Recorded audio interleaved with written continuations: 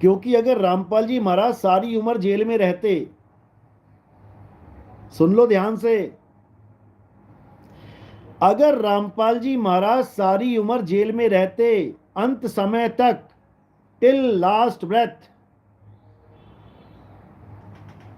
तो इस समाज का बहुत बड़ा नुकसान हो जाता, बहुत बड़ा नुकसान होता। कारण क्या है वो भी समझ लो। क्योंकि अगर रामपाल जी महाराज अंत समय तक यानी आखिरी सांस तक जेल में रहते और जेल में ही प्राण छूट जाते, तो मेरे भाइयों, लाखों करोड़ों लोग जो श्रद्धा लगा के बैठे हैं, इनको हिलाना असंभव था। इन तक वो मूल ज्ञान कभी पहुंच ही नहीं पाता, क्योंकि इनकी मैनेजमेंट ने इतने बंधन लगा दिए कि नितिन दास के कोई सत्संग नहीं सुनेगा, उसका नाम खंड हो जाएगा, ऐसा हो जाएगा, वैसा हो जाएगा। और अपने चैनलों पे हमारी केवल कटिंग, 2-2 सेकंड, 3-3 सेकंड, 5-5 सेकंड की कटिंग दिखा दिखा के पूरा विलेन साबित कर दिया कि नितिन दास तो विलेन है। नितिन दास तो काल का पक्का दूत है। अब आएगा असली खेल का मजा। अब रामपाल जी के साथ अब होगी लाइव ध्यान चर्चा। बहुत फोन आते थे मुझे, आप हमारे साथ लाइव में आ जाओ, आप हमारे साथ लाइव में आ जाओ। बेटा अब लाइव में आएंगे, अब आएंगे।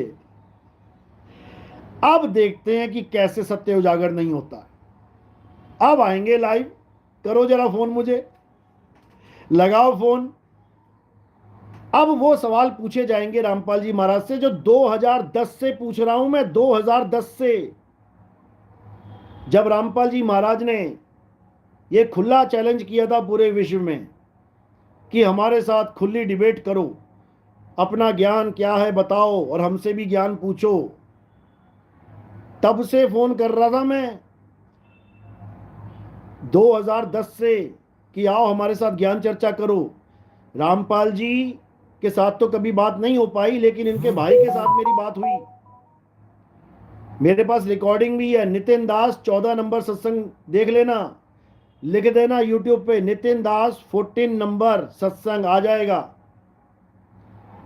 जब मैंने ये सवाल पूछा कि आपने अपनी ज्ञान गंगा पुस्तक में, एक संत की वाणी है, सोई गुरु पूरा कहावे, 2 अक्षर का भेद बतावे, एक छुड़ावे एक लखावे, तब प्राणी निज घर को जावे। ये वाणी आपने कहां से ली? तब उन्होंने क्या कहा, ये तो राधा स्वामी की पुस्तक में छपी है। तो राधा स्वामी की पुस्तक में मदन साहिब का नाम लिखा हुआ है, ये भी बोला उन्होंने कि मदन साहिब की वाणी है ये। 2010 की बात बता रहा हूं ये मैं, और 2018 में ये मैंने वीडियो ऑडियो बना के डाली है। 2010 से भी पहले उनको पता था कि ये मदन साहिब की वाणी है, लेकिन इन्होंने कभी अपने ग्रंथ में, इन्होंने कभी ज्ञान गंगा में मदन साहिब का नाम तक नहीं लिखा, बल्कि मदन साहिब को काल का दूत बना के रंभदूत बना दिया। कि मदन साहिब को कौन मिला? रंभदूत मिला। मदन साहिब को रंभदूत मिला। तो रंभदूत कौन हुआ? वो दूत हुआ जो मदन साहिब को मिला। मदन साहिब रंभदूत कैसे हो गए? उसके बाद इन्होंने मेरे गुरु के बैराग साहिब के नाम पे एक किताब छाप दी, उस पर लिख दिया रंभदूत, बैराग बैराग साहिब को रंभदूत बना दिया। उसके बाद इनके चेलों ने कह दिया नितिन दास रंभदूत है। ये चार चार रंभदूत लेके बैठे हुए हैं। और जिसके बारे में बताना था कि हंस मुनि काल का दूत कौन है, 12वें पंथ का, जो कबीर सागर में लिखा हुआ है, वो आज तक नहीं बता पाए। आज तक नहीं बता पाए कि हंस मुनि, ये 12वें पंथ का काल दूत हंस मुनि कौन है। जबकि रामपाल जी कहते रहे कि 12वें पंथ हम ही चले आए। ये कहने का मतलब है कि काल के दूत के पंथ में मैं ही चल के आ गया। अपने मुंह से स्वीकार किया इन्होंने कि काल के दूत के पंथ में मैं ही चल के आ गया। अब इनसे सवाल होगा कि 12वें पंथ का काल दूत हंस मुनि है या गरीबदास जी महाराज है? पहले तो ये क्लियर कर दो। क्योंकि 12वें पंथ में ही अगर 13वां पंथ प्रकट होगा तो गरीबदास जी महाराज वो काल के दूत हैं या हंस मुनि वो काल का दूत है?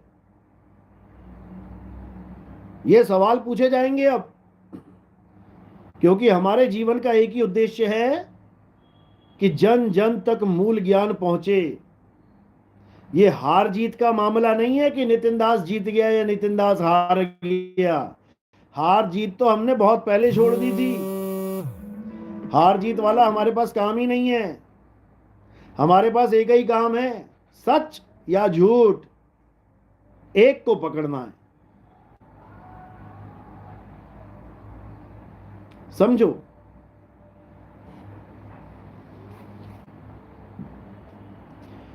तो इसलिए हमारा लक्ष्य अब पूरा होगा।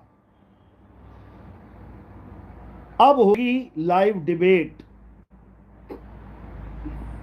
अब होगा सत्य असत्य का निर्णय कि आखिर कबीर साहब का असली ज्ञान क्या है। समझो, पिछली बार भी अफवाह उड़ी थी कि रामपाल जी महाराज बाहर आ रहे हैं, बाहर आ रहे हैं, और नहीं आए थे। तब हमने ही अरदास लगाई थी मालिक से कि ऐसा क्यों कर दिया, अरे एक बार ले आओ ना बाहर, हजारों लाखों लोगों का जीवन सुधर जाएगा, एक डिबेट हो जाए बस, सबको रास्ता मिल जाएगा कि कहां जाना है, क्या करना है। 52 अक्षरों के जाल से निकल जाएंगे सब। हे परमात्मा, ऐसा मत करो कि अंदर ही दम तोड़ दे, बाहर लेके आओ इनको, जनता के आगे बैठाओ इनको, ज्ञान चर्चा करवाओ इनसे, तब जनता जागेगी, तब नीर चीर का निबेड़ा होगा। अभी तो इन लोगों ने हमारे सत्संग सुनने से भी डरा रखा है लोगों को। कैसे जागेंगे ये लाखों करोड़ों लोग? अगर सत्संग सुनने से ही कोई गुरु मना कर दे कि नहीं, किसी का सत्संग नहीं सुनना है, तो समझ जाओ वो अधूरा गुरु है। जो डर जाता है कि किसी और का ऊंचा ज्ञान सुन के कहीं चेला मुझे छोड़ के ना चला जाए। अगर सच्चे ज्ञान का पक्का चेला होगा, वो कभी छोड़ ही नहीं सकता, विवेकी होगा भाई साहब, वो नहीं छोड़ता। तो समझो,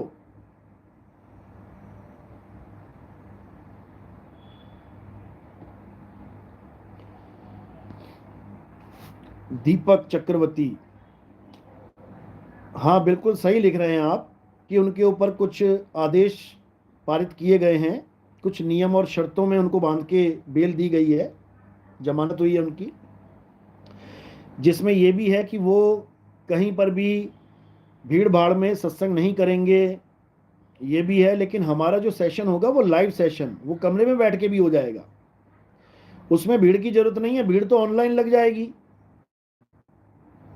भीड़ तो ऑनलाइन देखते देखते लाखों करोड़ों व्यूज हो जाएंगे, हजारों लाखों लोग जुड़ जाएंगे, सत्य क्या है सत्य क्या है जान जाएंगे।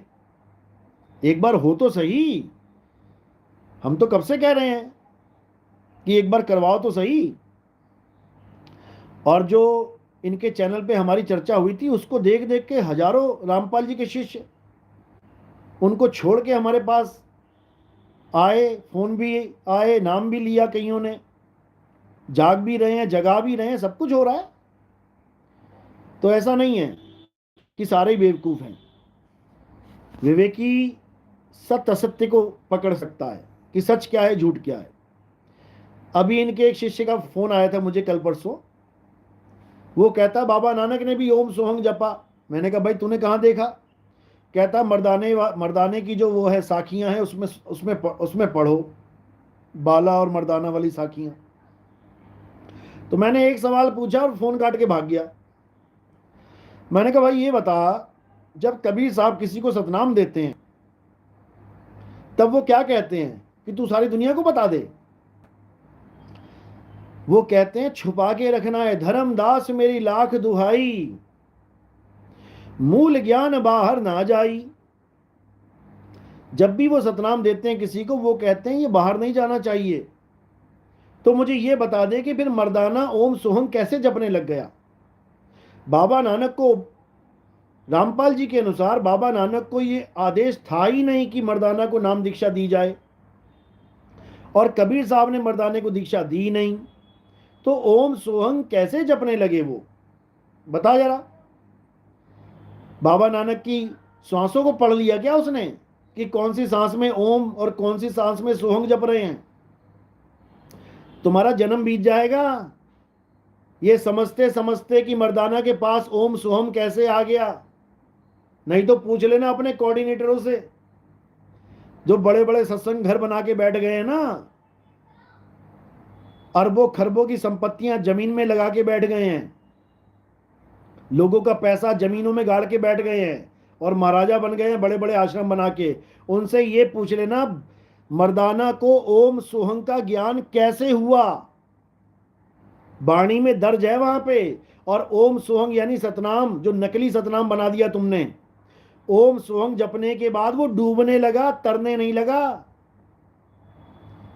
मर्दाना ओम सोहंग जप के डूबने लगा, ये संकेत दिया गया उस ग्रंथ में कि ओम सोहंग जपोगे डूबोगे।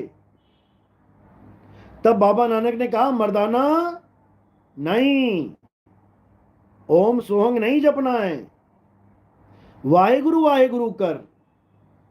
ये भी सांकेतिक ज्ञान है, ये कोई वाहेगुरु जपने की बात नहीं है, समझ जाओ।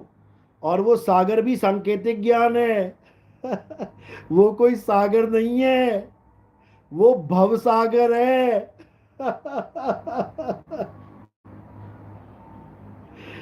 वो भवसागर में गोते खा रहा था ओम सोहंग जप के। उसको भवसागर से पार करने के लिए वाहेगुरु नाम दिया गया, वाहेगुरु जपने को नहीं दिया गया। वाहेगुरु सांकेतिक ज्ञान है। वाह मेरे गुरु यानी जय सच्चिदानंद, जय सच्चिदानंद। अभी तुम्हारे समझ में नहीं आएगा, नहीं तो रामपाल जी ने भी ले रखा है ओम सोहंग। पानी पे चल के दिखाएं जरा, देखो कौन से मंत्र से पानी पे चलते हैं, बताओ।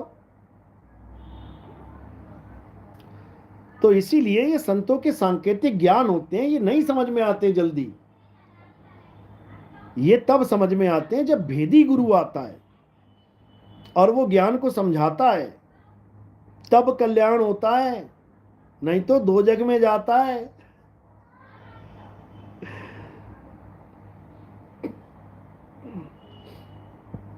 तो ठीक है, फिर से एक बार बहुत बहुत मुबारकें। रामपाल जी के भक्तों को बहुत बहुत बधाइयाँ। उनके गुरुजी 11.5 साल बाद, एक लेडीज का वीडियो आया था, कहती मुझे तो सपने में रामपाल जी महाराज आए और कहते हैं 12 साल का अज्ञातवास भोगने जा रहा हूं मैं। मेरे गुरुजी 12 साल बाद आ गए। अरे 11.5 साल हुए हैं। अज्ञातवास का मतलब होता है जहां पता भी ना हो कि बंदा गया कहां है, अज्ञातवास। ये तो पूरी दुनिया को ज्ञात था कि जेल में बैठे हैं, इसको अज्ञातवास कैसे बना दिया? क्योंकि ये सब कल्पनाओं में जीते हैं। रामपाल के चेले सब कल्पनाओं में जीते हैं। कल्पना के सतलोक, कल्पना का सेब, कल्पना के संतरे, बताओ, सब कल्पना का खेल। परमात्मा भी कल्पना वाला, काल भी कल्पना वाला। अरे काल काल सब कोई कहे, काल न चीने कोय, जितनी मन की कल्पना। काल कहावै सोए। अज्ञातवास का मतलब होता है जहां पर तुम्हें ज्ञात ना हो कि कौन कहां चला गया है। और अगर 12 साल का अज्ञातवास है और अगर आखिरी दिन भी पता लग जाए, मात्र पता लग जाए वो कहां है, तो भाई साहब दोबारा से अज्ञातवास शुरू हो जाता है। अज्ञातवास की सजा ही ऐसी है, नियम ही यही है कि अगर मुझे पता लग गया कि अज्ञातवास में वो कहां है, तो फिर से अज्ञातवास हो जाएगा। वो अज्ञातवास पिछला वाला भंग हो जाता है। पता नहीं क्या खा के पैदा हुए हैं ये लोग।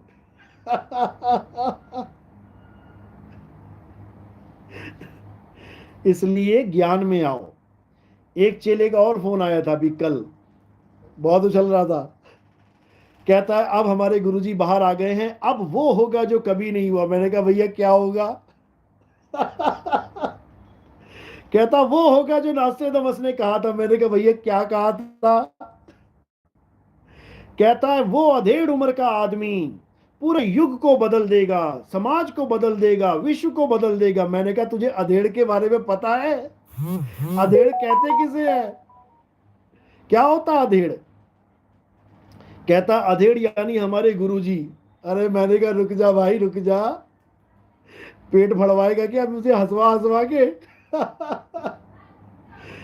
अधेड़ का मतलब तक नहीं पता जिसे, वो ये मान के बैठा है मेरा गुरु अधेड़ है। बताओ। अरे अधेड़ को गूगल कर लेना अगर नहीं पता तो। अधेड़ का नाम से ही पता लग रहा, अधेड़। अधेड़, अधे यानी आधा। आधा किसका आधा? यानी एक एवरेज उम्र जो एक इंसान की होती है, उससे आधी उम्र हो जाए तो उसे अधेड़ कहते हैं। अधेड़ उम्र कितने साल से कितने साल तक की बताई गई है? 40 साल से लेके 59 साल तक। 40 to 59 ईयर्स अधेड़ उम्र कहलाती है। और जैसे 59 से आगे 60 पहुंच जाते हैं तो हम क्या हो जाते हैं? Senior citizen. यानी अब हम बुजुर्ग हो गए, बुजुर्गों की श्रेणी में आ गए 60 साल की उम्र में। और ये रामपाल जी महाराज तो 75 साल के हो गए। इनको अधेड़ कौन बता रहा है? हद हो गई, हद हो गई। उसके बाद ऐसा फोन काट के भागा कि 9-2-11 ही हो गया। तो भाई ये बातें करना आसान होता है, लेकिन तथ्यों को समझना बहुत मुश्किल है। लेकिन उनके लिए जो अज्ञानी जीव हैं और जो ज्ञानी हैं, उनके लिए सब सिंपल, साधारण, आसान, सब समझते चले जाएंगे वो। तो सीनियर सिटीजन 60 साल से ऊपर होता है। और जो रामपाल जी को जमानत मिली है उसका ये सबसे बड़ा कारण है कि इनकी उम्र 75 साल हो गई है। इनको बुजुर्ग से भी बड़े बुजुर्ग की श्रेणी में देखा जा रहा है कि भाई अब थोड़े साल बचे हैं जीवन के, चलो अपने परिवार वालों के साथ गुजार ले, अपने चेलों के साथ गुजार ले। अच्छी बात है। हमारे जजों का भी शुक्रिया है कि उनके दिल में इतनी दया है कि उन्होंने इन पे दया करके इनको परिवार के साथ जोड़ दिया, इनको जमानत दे दी। ये दया के कारण हुआ है, क्योंकि हर जीव के हृदय में परमात्मा विराजमान है। हृदय मतलब ये मत समझ लेना दिल, हृदय यानी आत्मा। क्योंकि हृदय का जो आध्यात्मिक अर्थ है, दो अर्थ होते हैं। एक होता है शारीरिक अर्थ, हृदय मतलब दिल, पंपिंग स्टेशन, खून को पंप करने का यंत्र। और अध्यात्म में हृदय का मतलब होता है आत्मा। हृदय बसहु सुरभूप। वो ये हृदय की बात नहीं चल रही है, मेरी आत्मा में परमात्मा की बात चल रही है। समझो, हृदय नाम ध्याओ, घर बैठे प्रभु पाओ। हृदय में ध्याओ यानी कि आत्मा में याद करो उसको, वो आत्मा में विराजमान है। तो बहुत अच्छी बात है। बहुत बहुत बधाइयाँ रामपाल जी के शिष्यों को और रामपाल जी को भी।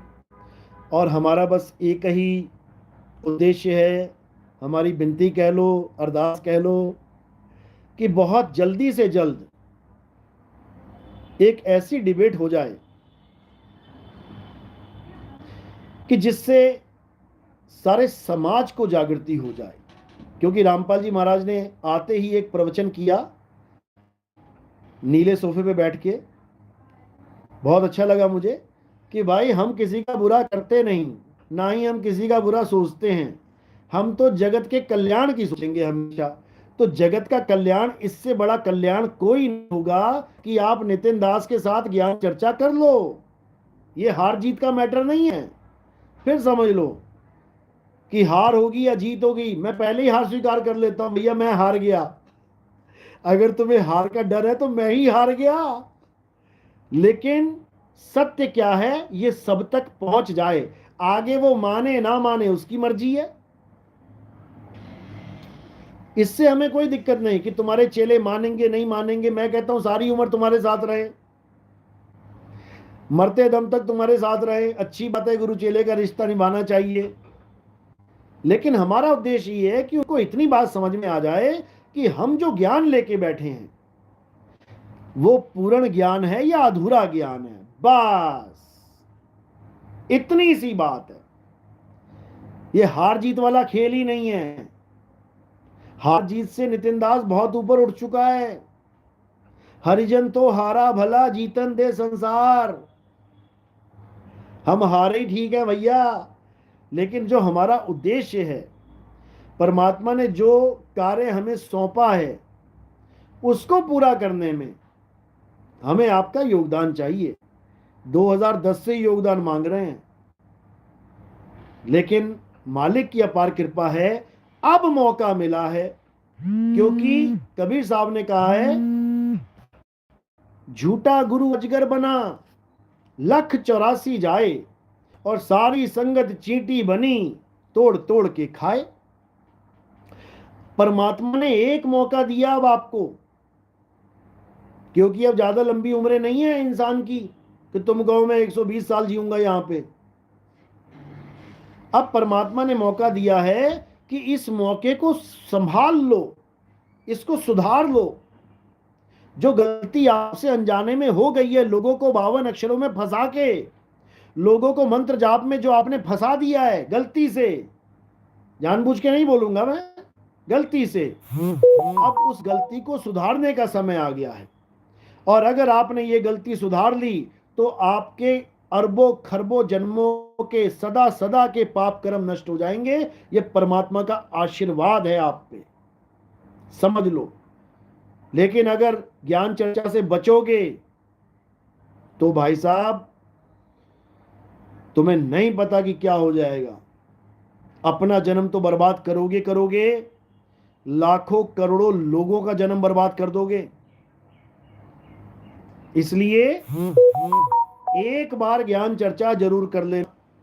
कहो साधना चैनल पे आ जाना, साधना टीवी पे लाइव कर लेंगे डिबेट, या अपने आश्रम में बैठे बैठे हमारे साथ ज्ञान चर्चा कर लेना। एक सवाल आप पूछ लेना, एक हम पूछ लेंगे, दो आप पूछ लेना, दो हम पूछ लेंगे। बड़े प्रेम से चर्चा हो जाएगी, किसी को कोई दिक्कत ही नहीं है। और वैसे भी मैंने कह दिया, अगर आपको लगता है कि आपको हार का डर है तो मैं पहले ही बोल देता हूं, भैया नितिन दास हार गया, रामपाल जी महाराज जीत गया, पहले ही तुम्हारा डर खत्म कर देते हैं। लेकिन आओ तो सही, आओ संतों मेला कीजिए, खाली हैं तो भर भर लीजिए, और भरे हैं तो छक छक पीजिए। अगर आपका घड़ा भरा है, हमारा खाली है, तो हम आपके घड़े से ले लेंगे कुछ पानी, अपनी प्यास बुझा लेंगे। और अगर तुम खाली घड़ा लेके बैठे हो तो भैया हमारे घड़े से कुछ पी लेना, कल्याण हो जाएगा, दोनों का कल्याण हो जाएगा आपस में। हम अधूरे तो तुम पूरा कर देना, और तुम अधूरे तो हम पूरा कर देंगे। इसमें झगड़े वाली कोई बात ही नहीं है, हार जीत वाली कोई बात ही नहीं है। ये परमात्मा का संदेश है कि भैया सारे आओ ज्ञान चर्चा करो, और जो सत्य है उसको अपना लो, क्या दिक्कत है। तो मेरा ये संदेश रामपाल जी महाराज तक जरूर पहुंचा देना भाई लोग, जो कोऑर्डिनेटर हैं, जो बार बार फोन करते आओ नितिन दास ज्ञान चर्चा करें, आओ नितिन दास। परसों से एक भी फोन नहीं आया, परसों से एक भी फोन नहीं आया कि गुरुजी बाहर आ गए ज्ञान चर्चा कर लो, एक भी नहीं आया। बताओ, कमाल हो गई। तो भाई मैं इंतजार कर रहा हूं आओ लाइव डिबेट करते हैं, आओ सत्य को जानते हैं, आओ संतों के असली सार शब्द को जानते हैं, ताकि सबका कल्याण हो जाए। बोलिए बंदी छोड़ सतगुरु सत्य कबीर साहिब की सदा ही जय हो। साहिब बंदगी सतनाम, जय बंदी छोड़ की।